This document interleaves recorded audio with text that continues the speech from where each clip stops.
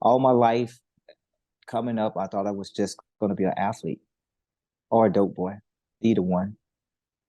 Any way to make money because I thought money brought you happiness. So Got what it. I would do is I take my shirt off and look better than everybody else. So that was my little flex, You while distracted they're him from the swimming. swimming. Yes, yes. I said muscles don't flow, you know.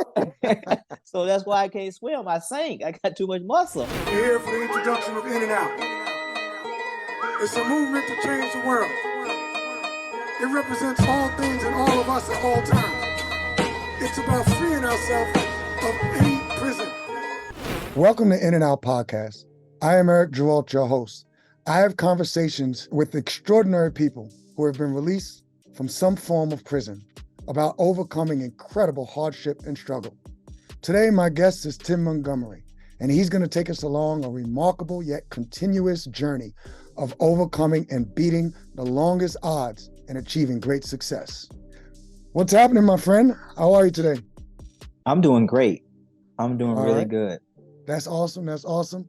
Before we get started, number one, I want to thank you for taking the time out because I know your day is extraordinarily busy. This guy is doing more than most every day. He does more than most do in a month. So I know you're running your gym, the one that you have, this fabulous gym that you opened up. It's a wonderful gym. I've been there and trained myself before. It's in Florida. I know you're looking to open up many more. I know that you train one of the biggest producers in the world. I'm not going to mention his name because you haven't given me leeway to say that. I know that you're working on an app, you're working on a book, but I want to give you an opportunity to introduce yourself, and then we can start our conversation. My name is Tim Montgomery, once known as the fastest human on earth. Two-time Olympian, 1996, we took a silver medal. 2000 Olympics, took a gold medal. 4 world championship medals, 2 indoor championship medals.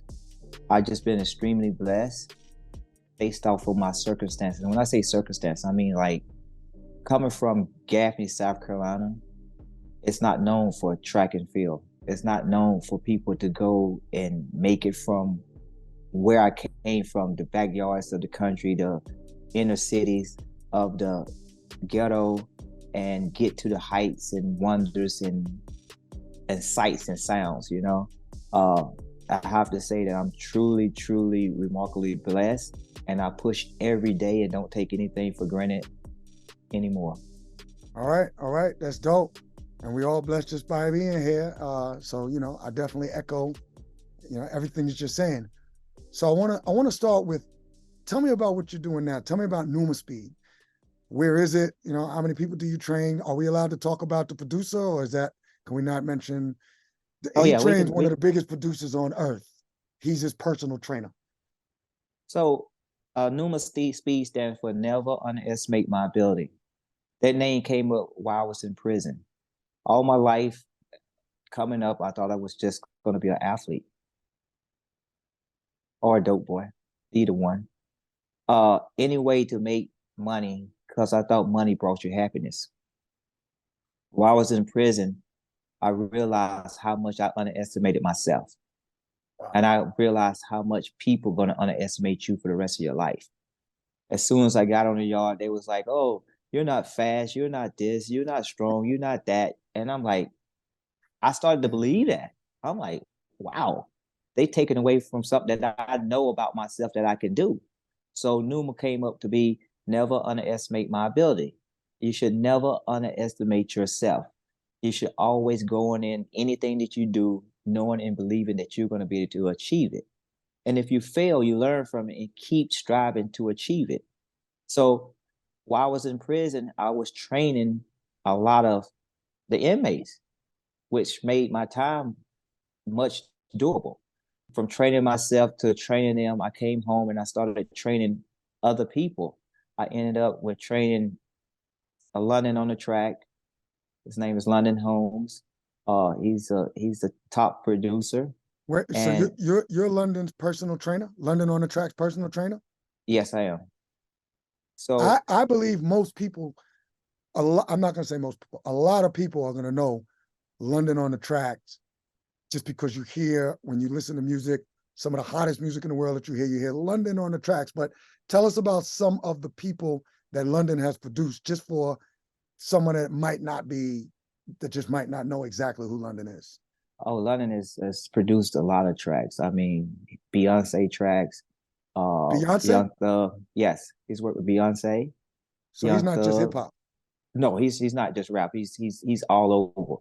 He's R&B, Summer Walker, uh, Man. 3-time platinum, Shenseea, uh, Domingos, Lil Durk, Lil Baby, you just Wow. name it. Like this guy's I worked on and produced them. And I was able to enter his space and help him to not just know that it's not just about the music, it's also about your health. And when your health is correct, other things fall into place and have you able to do things that you thought you could never do. And that's why they introduced training into the workforce, because they felt like if the people was in shape, the productivity of their job and working would relate to how they feel about their self. You know, when you see someone that's in shape, you could really say that, hey, they spend a lot of time on themselves. It's like seeing a guy with waves. You know, he brushes hair a lot or wear a do rag a lot, and so Right. it takes time to accumulate that that feeling, that beauty that everyone else is trying to achieve. So how did that come about? Did London find you because of Numa Speed, or I mean, he's enormously successful in his field of what he did, but did he come to you and basically like ask you to train him because he knew that that would help give him more confidence, like physically, mentally, or like just explain that to me. I have a friend, I call him my brother. His name is Khalil Edwards. He was around London. He was dating London's mother, and I was training him. And London saw the results from me training him. From you training And Khalil. Khalil, yes. And Okay. so London was like, "Hey, I want you to come train me." And he was very scared because he thought my background was going to be a lot of sprint, a lot of running. And London ran track in high school also. He ran the 400. So Oh, he okay. he's very familiar with training. But when people say N.U.M.A speed, they think that you're gonna go out there and you're gonna be running like you did where you was in track. Well, that's just the byproduct of what we do or what I do. Uh, I first get the Explain body that. to where Okay. I first get the body to where whatever you want to do and choose to do in life, your body will be able to follow you. If it's sprinting, if it's producing beats, if it's carrying grocery, if it's whatever you're doing. So once I enter into that atmosphere, and with producers, they work from 6 p.m. to 5 a.m. So their schedule is pretty much they're in the studio while you're asleep. And I never could figure that out, but there's no distractions at night. Their phone is not going off at 2 and 3 and 4 and 5 in the morning. And so that's when they produce music. And that can Right. take a toll on your body because it just knocks off what the human body was made to do. Like if you was a lion, they hunt at night. So they sleep 24, 23 hours a day, mostly, and they hunt at night for an hour and they back sleep. Well, the Right. humans, uh, we usually should go to bed around by 8 to 9 o'clock to get 8 hours and be up by 5 a.m. Uh, and carry on our day. Well, for producers, it's quite different. They snack during the time that their metabolic system should be empty and should be resting. They're putting in food, drinks, you know, chips, whatever, in the middle of the night. Right. So it was a real struggle to really overcome them obstacles. But it was what I've been through in prison, put him in a mind frame on what he needed to do for his health, uh, and the way he wanted to feel. So would you say that's been working? Has London been like noticing like huge results? Is that like because what I'm asking you is, was London able to see, or is he seeing that the results of him training with you? So you're not only training, and I'm asking this, it sounds like a statement, but I'm asking a question.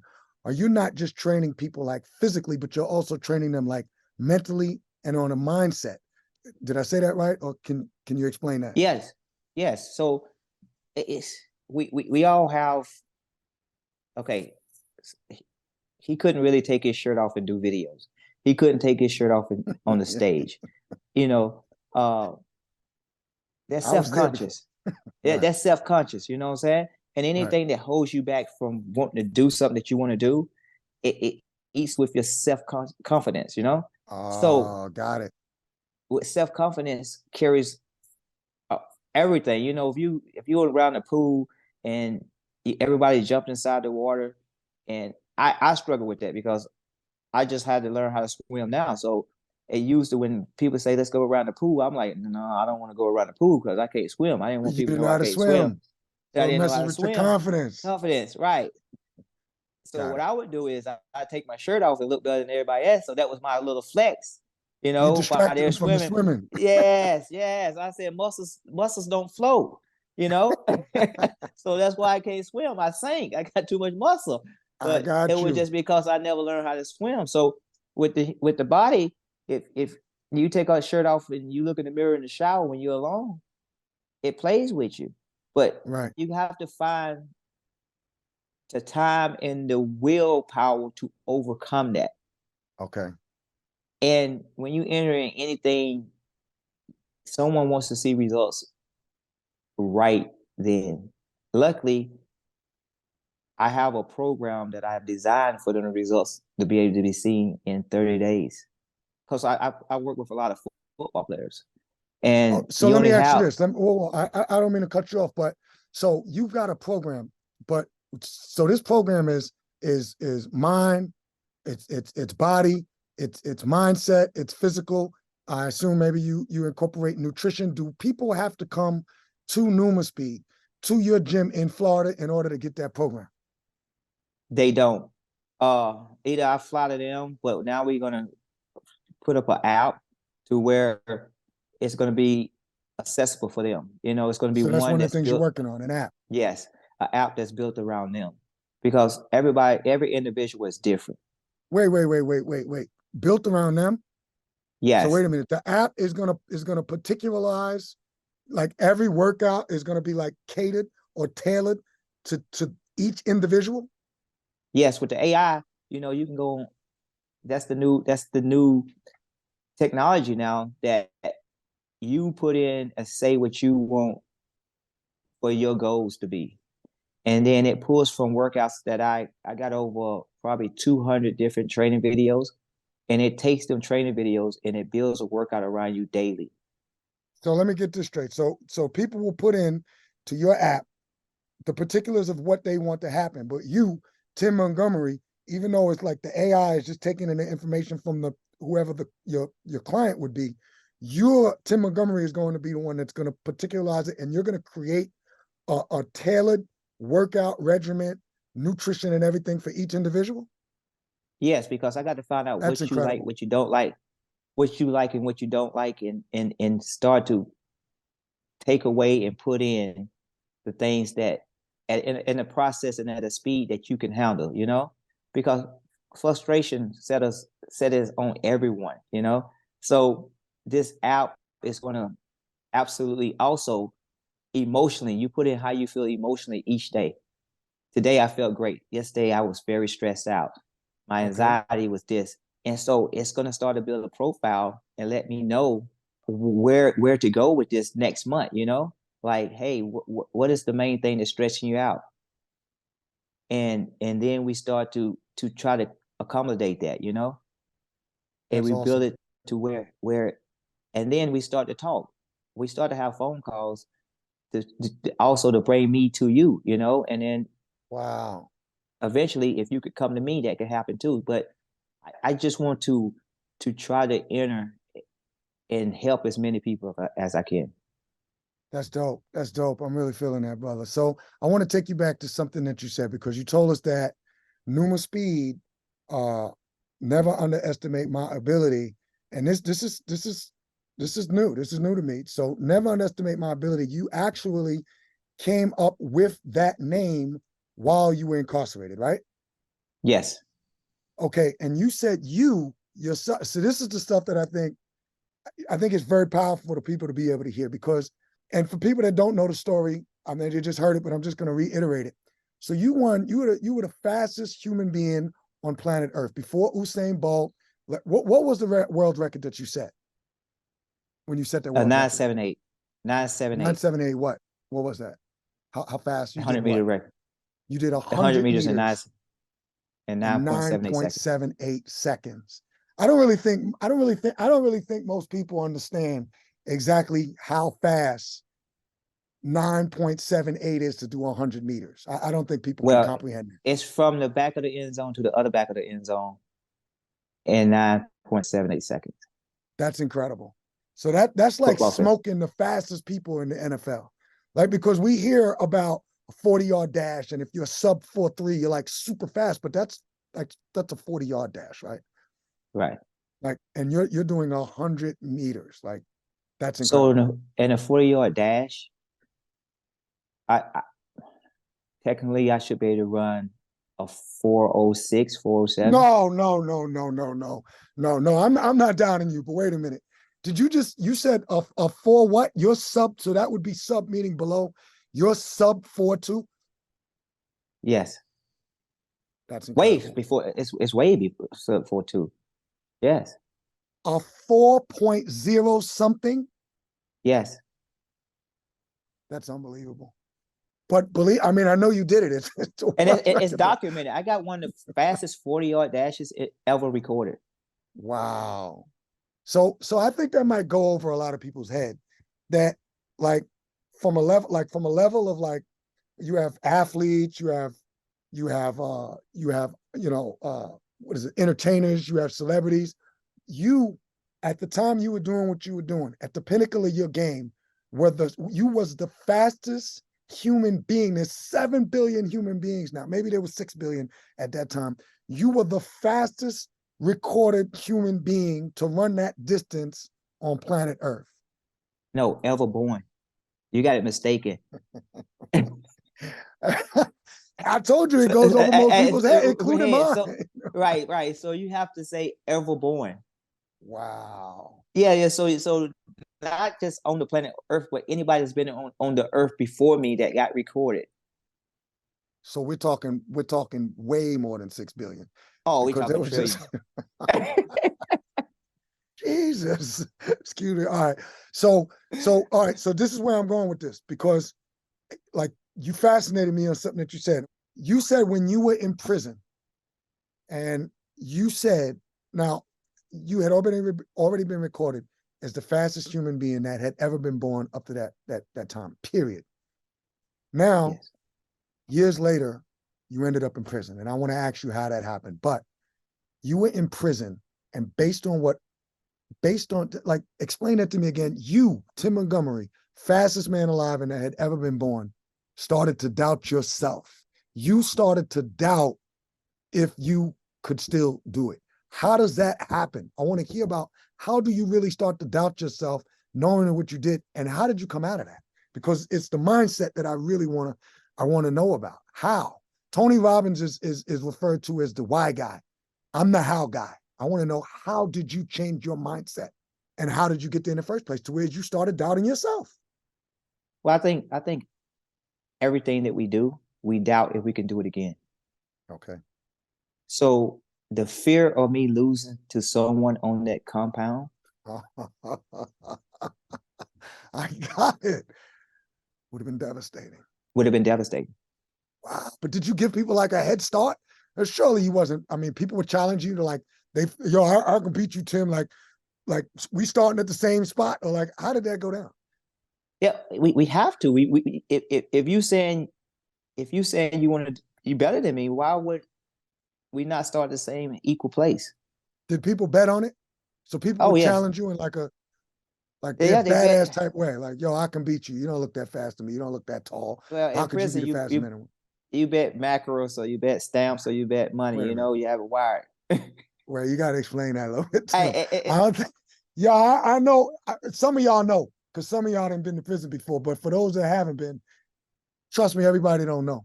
They don't know about no mackerels and no stamps and no what? Stamps, mackerels, and what? Potato chips? What'd you say? Hey, that's right. In sodas, that is crazy, right? I go for running for $75,000 a race to running for $100 worth of fish. A fish. That was mind blowing. in a can. It was And mind it had to blowing. have been humbling. Tell me about that. It was very humbling, but also it also showed me that when I got on the yard, it was like God said they could do this, they could do 100 push-ups, they could do 200 push-ups, they could do 100 pull-ups. I've never seen that type of stuff done before. All right, all right. So I Did they lost do a it in lot of there? money. They done it in there. So I lost a lot of Oh, okay, money. okay. On the outside, we like 3 sets of 10, 4 sets of 20. No, they changed the whole outlook on what the human body is capable of doing. Wow. So on the one hand, you lost some money because some cats say, well, I can do 200 straight. You didn't believe it, and they did it. But on the Yes. other hand, but you didn't, did you ever lose a race? I didn't ever lose a race. No, I Okay, wouldn't be on this so you, phone call with anything you you. lost. I wouldn't be here right now. I don't know what I would have done to myself, but I All could right, not all live right, with all that. right. So any money that you lost, you gained it back. I gained it back. When But was I it that people also realized that they couldn't beat you? it's even like today, right? If if Michael Jordan is your friend, that's just Michael Jordan, Right, right? right, So if you're able to touch and feel someone, you would soon take their greatness away from them. My dad right. told me that any man that you think is great, learn what made him great, and he's great no more. Well, I beg the difference. You can't take away what that man has done because you was able. He gave you the ability to learn from what he done. You can do it better. Okay, I feel that. So the mistakes that he made for him to be great, you now don't have to make the mistakes, so you can be even greater because you don't have to waste the time with the mistakes that you made. Right. So, That's dope. So every so generation should be able to learn from the people before them. So people really coming after you should be able to, in theory, and one day there should be somebody that can be able to do what you did just from learning we how you did it. we can never use an iPhone with the That's right. knowledge we had when we was kids. That's real. These kids don't even know how to read and find TikTok and different cartoons on YouTube, which is Right. unbelievable for me. So Right. yes, it's we're going to evolve into where we can do just about anything, which we are doing that. Wow. Got Right. cars that can fly. It's just the human nature, right? Right. But we also have the human ability to doubt ourselves, to not believe in ourselves, Right. to So fall in depression. right. So have you, when you were in prison, you know, I want to take you back to when you were there. Did you have moments where you would literally you were depressed? Oh, 100%. I was embarrassed. Did the And what I said, embarrassment lead to the depression? yes, I think the embarrassment led to the depression. I felt like I let down myself and the ones that was in prison. And the ones that was in prison. Yes, What about your because family? oh, that was huge. My mom and dad was when I was world record holder. Go to the store. Oh man, you must be Okay. so proud of your son. You must be so Wow. proud of your son. Now they gotta go back to the same store, and guess what? They're laughing at my mom and dad. So you don't know the forest that you burnt when you light the match. Wow. That's real talk. So You just light the match and walk away. You don't know what's walk burning away. behind it. No. So I wanna, when people have been to prison, I want to ask you one question now and one question later. But they say there's 2 days that you never forget. The day you go in and the day you go home. I want to ask you to take us back to the first day you went to prison, the first day you was incarcerated. Oh, the first day I went to prison, I went for distribution of heroin. And Distribution only of heroin. yes. Wow. But the day you went in, like, how did you feel? Like, what was your The, thoughts?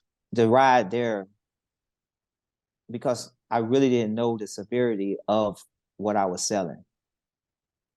So when on the ride there, they were like, "Oh, you're looking at least 20 years." The ride where? Where were you riding to? How was you riding?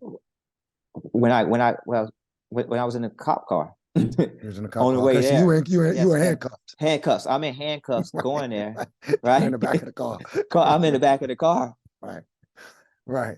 and they're talking about, "Oh, you're looking at 20 years." And then What when were you you get thinking? there, you got to script down. Everything was black, you know. It's almost like when you race and you don't have any thought. I can't tell you anything that happened during the race really because there's no thought. There's just reaction. Right. So there was no thought. The only thought I had was when they said you get to make a phone call. Who did you call?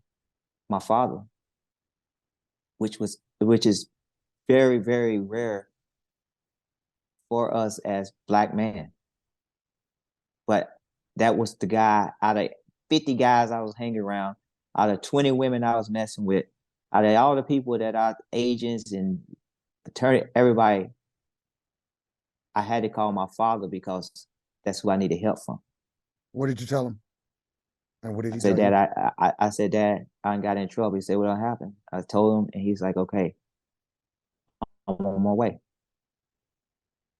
He drove up from Which South Carolina, but as I went through that process of getting naked, as coughing and squatting, uh, they didn't put me in population. They put me in a side cell because of who I was. celebrity status, Yes, superstar status? Okay.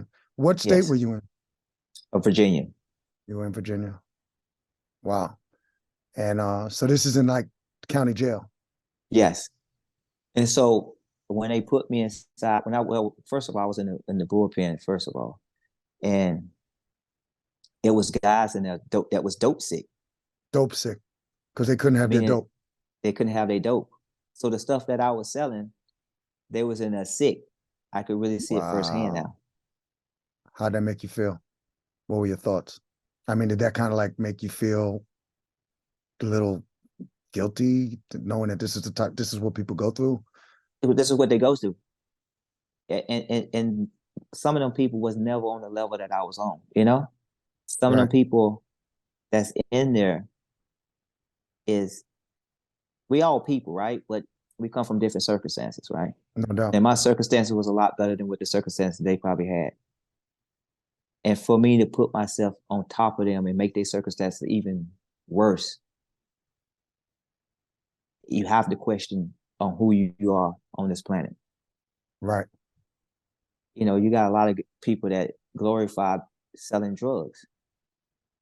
Well, that's almost like being a slave master Right. I feel you. because these people, you're the master of them because they need what you have. Right. So it sounds like, you know, at that moment, seeing this, the first day, your circumstances, it sounds like to me, it sounds like you were starting to transition, and I don't want to put words in your mouth, but it just sounds like you were starting to really like come to grips with the life that you was living and maybe some of the harm that you were causing on others. Yeah, 100%. It's like playing chess. Someone that's watching you play can see a move that you don't see because they're not in the game. I like that analogy. I was able to step back and see the game from afar. But Even when though I you was were in, there, but you was able to like a out of body experience or something. right, because I wasn't the one out there selling it to them. I was the one that was bringing in, having people go sell it to them. And Gotcha. you see people that's on drugs, and you just walk back by them, and it never dawned on you, you know. But when Right. you able to really see it, and if you have the mind to understand it, and you have a notion that you should change and want to change, that's when it hits you. And it's the same thing with the way you look in exercising. I want to know, you said you went to prison for selling heroin. Why was Tim Montgomery selling heroin? How did that even Well, happen? How did you get into selling heroin? first I was fighting a court case for use of steroids, and track and field had took back $780,000, and I had What, attorney wait, wait, fees. wait, wait, wait. You wait a minute. Track and field, hold on. You had this is money that you earned, and track Yes. and field was able to go and seize 700, almost $1 million of money that you earned. Well, I earned more than that. They was able to seize it, and I owed 780 that they did not Oh, they seize. back. Oh, wow. So wow. And why were they able to do this? Because they was paying me on the false petition of being clean. I made this money Okay. why I was using steroids. So even though I didn't have a positive test, the attorneys said that I couldn't lose the case. So I had fees that needed to be paid in order to get back on the track. So I started out selling weed, cocaine, but it wasn't enough profit in there. People kept coming up short. With heroin, I was able to cut it and bring 1 into 3 and 2 into 4. So by the time it got messed up, I was making money. So I tried to Okay. go big really quick. So you started selling heroin in order to pay the attorney fees in order to fight the case that track and field had against you because they were saying basically you were not a clean runner, so we're coming after you. You're not a clean athlete. You're coming after you. So why did you use? Did you use steroids? Yes, I did. And And why how did did I that use happen? steroids? Yeah, why did you use Well, steroids? at 19 years old, I broke the world junior record. But I went you on. using steroids at 19? No, no, never had That's to. what I want to get to. Okay. Never had to. No, I didn't start using drugs until 2001. How old were you then? So, 2001, I was 25, Okay, 24, so for 25. years you were the fastest in your whatever from whenever you started running. Right. Yeah, You I was okay, fast, but the line on the track and field line, you you can kind of feel a guess who's dirty, right? And the reason why I'm saying that right is because if someone push you with unhuman strength, you're gonna think that they're unhuman, right? So when you come off that 100-meter line, these are people that you always could beat, and now okay, you can't beat them, right? right. And then They track and field, blowing off the line. they blowing off. In track and field, there's no number two guy. You Okay, either fastest and make the money, or there's no number two. It's not like right. football. You got Brady, you got Patrick Mahomes, you got all these quarterbacks on different teams that can make Right. money. No, track and field, Okay, you have to be the guy, that's it. Just one. just one. And in Gotcha. order to be that one, I had to step my game up. But I thought that I had to cheat to do it, where I just needed to clean up my life. I never cleaned up my life. I never sat down and was 100% athlete. And Because it came so so easy for you. it came so easy for me. So I didn't learn that till I got into prison, what 100% looked like, what a regimen of waking up and training looked like, and enjoying training, right? I was, Wow, that's just fascinating to me. The fastest human being that had ever been born, trained and succeeded, entered in a competition and won at the highest levels that we know as humans. Gold medalist, the highest level. You set the world's record. That's it. Case closed. But even then, you're saying that you were not training at the highest level no, that you I could have been. was, I was smoking weed, going out to parties. I was up all night. I was drinking. I didn't even have a. I'd never been on a diet before. With Wow. out of 1 month, I might have trained 14 days out of a month. Wow. One of every 2 days. Yeah, yeah, So that's wait a crazy. minute. Wait a minute. Did you smoke? Would you smoke weed sometimes? Like, did you smoke weed the day before or the day that you set the world record?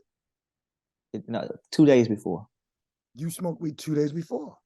Wow, incredible. And you were still able to, and you were that fast. That blows my mind, to be honest with you. It really does. It blows my mind because I don't know how fast I could have been. You could have been. That's a good point. Because we achieve what we achieve. We think we can get away with what we're doing because we're achieving something.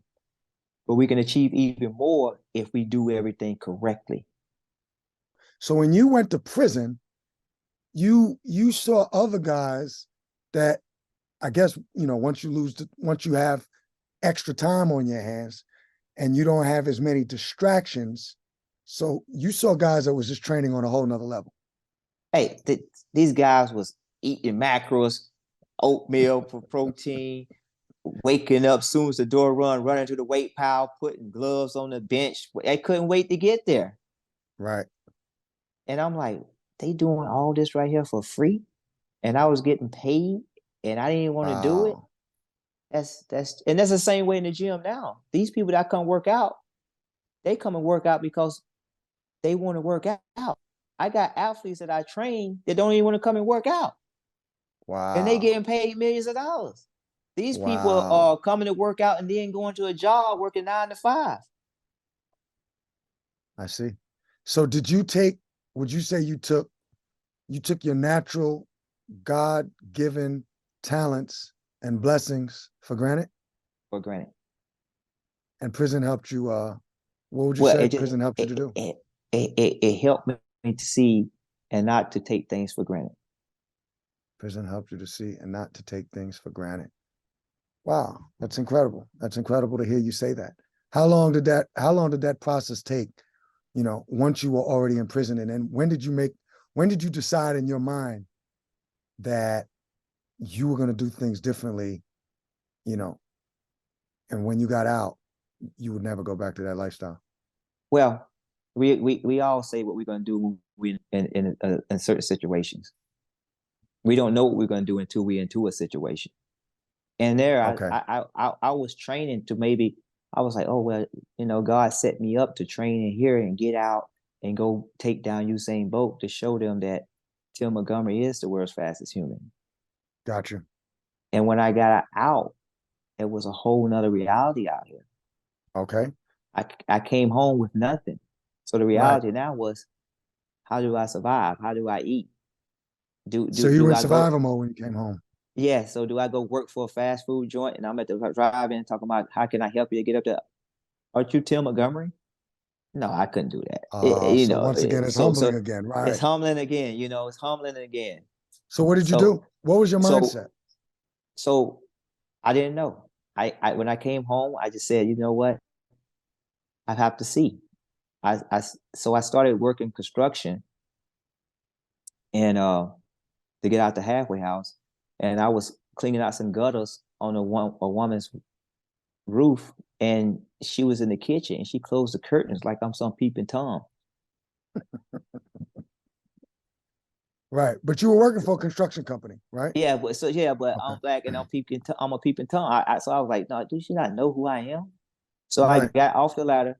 I went to the guy. I quit that day. Wow. I, I went to Walmart. I bought me some cones. I bought me a stopwatch, and I started going out to the local field and asking kids, do they want to train? And I Wow. started I You, started training kids for $25 a hour wow. to now where I get $1,000 an hour. So you would wait a minute. You would go to the local schools or soccer teams or baseball teams, and did you get any push, tell me, like, what Oh was your yeah, it story? was well when you go out there and you introduce yourself as Tim Montgomery or whatever Some with people Google don't know now, who you are. Some people do know who you are. right. But then they say, "What's your background?" And you tell them you was Olympic champion. The first thing they do is hit Google, and then they Gotcha. look up at you like, "Whoa, whoa, whoa, whoa," Right. You're right? not gonna be giving out kids no And steroids, are you? not just steroids, just everything that's on there, hair Right. run Oh, distribution. that's right. What I'm saying, everything. So So they scared of you, some of them. they scared of me, and as they saw me out there more and more, and at first, I had to humble myself to take that because $25. I deserved whatever came out their mouth. I deserved that whooping because I made that Wow. mistake. I deserved to be talked to that way. You know what I'm saying? There wasn't Wow. nothing they were saying that was not true. But let me tell you who I am now. Like I had cops come out there and train their daughter. He went back to the head the lieutenant, and the guy said, "Hey, at some point we all made a mistake. Can the guy help your kid?" That's what the lieutenant told him. Can the Wow. guy help your kid? He said, "Yes, I believe it." So are you gonna get in the way of your kid's success because he made a mistake? Wow. So how long did it take? So when you first went out, so you quit, and that's impressive by itself. You were working construction. You didn't like the way that lady made you feel. You came down, you told your boss, I can't do this. You made a determination. You go to Walmart, you get the cones. You say, I'm gonna go back to doing what I love doing, what I'm passionate about doing. You went, you started getting kids. How long did that take? I mean, how many kids did you get the first week, the first month? When did it start? Oh, You could actually pay bills, or was that part of it a struggle? For how long did that last? Were you not making an even? I wasn't making enough money. It was a real struggle. It took me about probably 3 months. 3 months. 3 months. 3 months. And I mean, in Gainesville, Florida, it's called the swamp for a reason. It rains all the time. So, you had to run underneath the shed, go back out there. It was different, right? But it was a process. Just like I had to make a decision. That lady helped me by closing the curtains on me, helped me to make a decision. Wow, I like And that. sometimes signs come in our life that's supposed to help us make a decision, and we don't make the decision. That's awesome. So, okay, so I want to back up just a little bit and then come right back because I'm, you're taking us along this journey, and so I want to know, just like I asked you, how was it the first day you went in? Tell me about the last day you was in prison and when you went home. What do you remember about that? What stands out the most? So when you get that date, you really walking on eggshells because Why? because during that time, it's got inmates that know you're gonna go home, and you can get in trouble to force you to stay longer. Wow. Because Misery like loves my dad, company. misery love company. Like my daddy said, wherever good is present, evil is present also. So So people wherever might try and start something with you or get you to do something or get you in trouble some type of way so you wouldn't leave them. They don't have to see you going home. Yeah, so you really don't tell nobody you have a out date. Wow. So you're walking around like just knowing, like you wake up. So tell me, you wake up in the morning, what are you thinking? Like, And you're like, okay, I got 4 more days to go. 4 more days to go. Let me see, can I try to right, sleep this day away? right, Let me let me not go to let me say I'm sick. Let me say I'm sick. right, I got to stay in the bed. I don't want to eat that. Let me just get out of here, right, right? right. And then it's almost like a funeral. Every funeral I go to, after you bury somebody, it start to rain, right? Wow, When I walked through the gates, it started to rain, and I just looked up and let the rain hit my face because I was cleansing myself wow, and walking into a new of I made it. I'm out of there, right? right. But then as you drive, you're like, okay, now what am I going to do next? Because you got to think, once you get into a routine, you're into a routine. Okay, So I can't say I don't miss certain parts of prison, right, which is crazy to say, right? right, It's certain parts and certain people I met in there that like I'm really, really friends with, you know, right, but it ain't a place I want to go back to. right. It's a memory in my head of what it was and what I don't want to be part of. So coming home was oh, I could give you when I crossed the line to break the world record, and I knew that I broke the world record. Okay, It was that type of feeling. Like you have a feeling in life that you try to to revisit in moments, and it's very rare that you get to feel that same joy that you felt on certain occasions. okay. So in a way, what did it? The fact that you you did the time, you had to do the time. Did you feel like that was in a strange kind of way, a sense of accomplishment or like a feeling of happiness that was similar to like when you broke the world record? It was a different challenge. Like I It was a I, I different base my challenge. life on Wow. challenges, right? I base my life on challenges, and that really challenged me. And to make it out of there without messing up your time or really getting into some crazy fights and really messing up, what I'm saying? A lot of people lose eyeballs, teeth, everything in there. It's not all fun and games. Yeah, some people lose their life. Yes. And so to make it out of there was like, okay, it's like going You over did to it. the service. You over there serving in Iraq, and the war is over with. You like the war. I made it through that war. So that I made it through that Right. period of my life. So that's a period of my life that I made it through. Okay. That's awesome. Listen, we just got a few more minutes. So number one, I want to ask, I want you to be able to have the opportunity to share with people like, where they'll be able to find your program or where they can find you on social media. And also maybe like if you was just to sum up like the N.U.M.A speed mindset, or somebody that is going through something right now, or someone that has been through incredible struggle, incredible adversity, incredible hardship, what words of encouragement, or what type of mindset would you be able to tell them to have, in order to know, that they too can achieve success? I would say whatever right now that you want to do or want to be, I will put it on paper. And Okay. then everything going forward that don't help you meet what you said you wanted to do, I will eliminate from my life. And then I would never underestimate what I set out to do. And the sad part is you can tell your closest person what you want to do, and they're going to tell you all the reason why you should not do it. But don't underestimate yourself. You go for it. Like, That's what's up. it's opportunity out here that's unbelievable. But you just need that person to close that curtain, and you need to look at that sign as being pushed. That's what's up. So yeah, you got an opportunity to finish up, and we want people to be able to know how to find you on social media or whatever you want them to know about your gym, N.U.M.A Speed in Florida. Yeah, you can finish Yeah. up. We got a few more minutes. So I'm in Gainesville, Florida. You can find me on Instagram at N.U.M.A Speed Elite, or you can find us on NumaSpeedElite.com. That's our website. Or we in Gainesville. You can come visit. We'll soon have many more outlets. This is just a start. This is just a process. We want to reach a lot more people.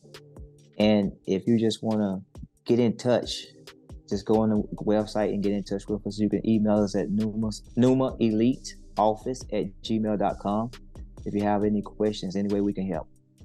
All right. That's what's up. Y'all didn't heard it from the fastest man that had ever been born, the fastest man in the world, Tim Montgomery, Olympic gold medalist. We appreciate you, brother. I appreciate you coming on and sharing some uplifting stories, teaching people about mindset and perspective and how you can never underestimate your own ability.